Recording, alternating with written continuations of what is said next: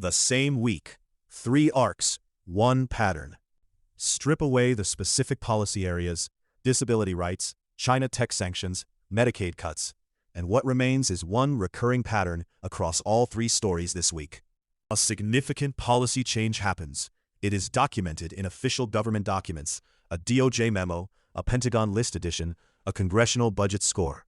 Coverage of each individual piece is brief, technical, and quickly superseded by something more immediately visual or emotionally accessible.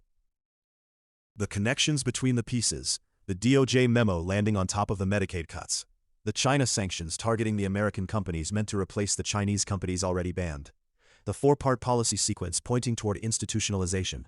Those connections require the kind of context building that a single news cycle rarely accommodates.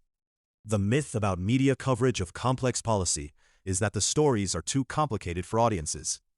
The data from channels like this one is that audiences will follow complexity when it is presented clearly, connected explicitly, and delivered at the pace of genuine explanation rather than the pace of a chyron. You watched 7 days of scripts on the crypto wars. You watched 7 days on Right to Repair.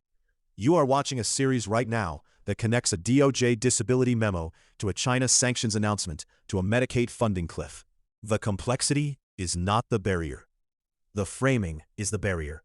And the framing is a choice. They didn't hide these stories. They framed them as too complicated to follow. You just followed all 6 days of them. Every claim, sourced.